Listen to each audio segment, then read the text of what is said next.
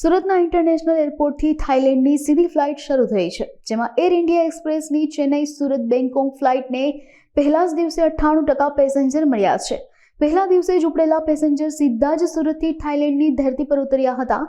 બેંગકોકની ફ્લાઇટમાં 300 પેસેન્જર 4 કલાકની મુસાફરીમાં 1.80 લાખથી વધારે રૂપિયાનો 15 લીટરથી વધારેનો દારૂ પી ગયા હોવાનું એરલાઇનના સૂત્રો જણાવી રહ્યા છે. ઘણા પેસેન્જર્સે તો થેપલા અને ભીંડાના શાક સાથે આલ્કોહોલની મજા માણી હતી. સુરતથી બેંગકોકની ફર્સ્ટ ફ્લાઇટમાં મુસાફરી કરી રહ્યા છીએ. બાકી ફ્લાઇટ ફૂલ છે અને એકદમ ઠાઠિયા વાળો આવ્યો છે, પણ વાંધો નહીં, બેહારી દીધા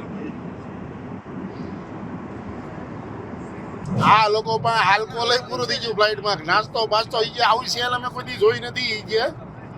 બધું સેલ પતી ગયું. આ તો એ લોકોનો વિડીયો ન ઉતારવા જોઈએ સ્ક્રૂ મેમ્બરો, નકરું એનો વિડીયો લાવી લેત.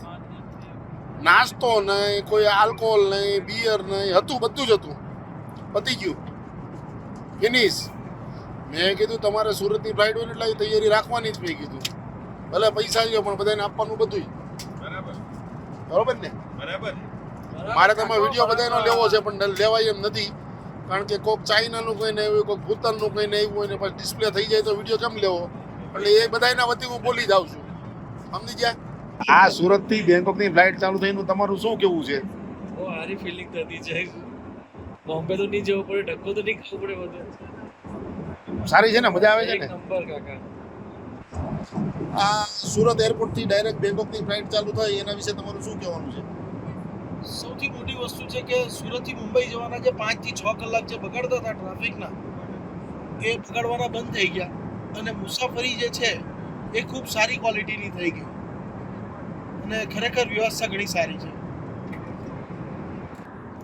ये सूरत से बैंकॉक का फ्लाइट चालू हुआ डायरेक्ट, तो आपको कैसा लग रहा है और इसके बारे में आपको क्या बोलना है? बढ़िया लगा.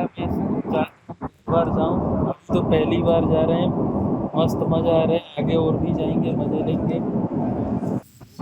तू घेरे दे कितनी लाई? હું લાવ્યો? હે?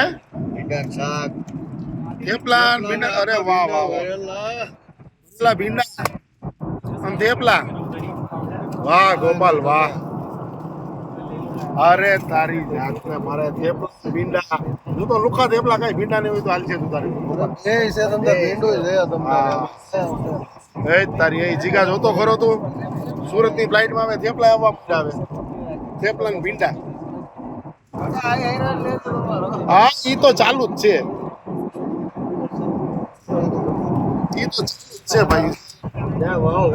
સિવાસ ને પેક ને આ બધું ચાલુ જ છે. બધું આનંદ લીધો કે નહીં ભાઈ? અરે ફૂલ આનંદ લીધો. સુરતથી બેંગકોકની પહેલી ફ્લાઇટ બરાબર છે. ખમણ બી બચી ગયા, થેપલા બી બચી ગયા, ભીંડા બી બચી ગયા, શાકપુરી બી બચી ગયું, બિયર અને સિવા સિગલ પટી ગઈ, બકાડી બચી ગઈ. નહોતી આવી, ખાલી થેપલા જ આવ્યા હતા. ભીંડી ખાલી થેપલા જ આવ્યા. જવા દે ને, થેપલા મારા અહીંયા આગળ ગાળામાં અટકી ગયા. હવે પેલા ભાઈ મને ભીંડા ખવડાવે એટલે મેં કીધું કે હવે જ્યાં લગી બેંગકોકની ઉતરું ત્યાં લગી કઈ ખાવાનું નહીં, કઈ પીવાનું નહીં. મને બહુ ખોટું લાગ્યું ભાઈ. ગોપાલ સાંભળતું,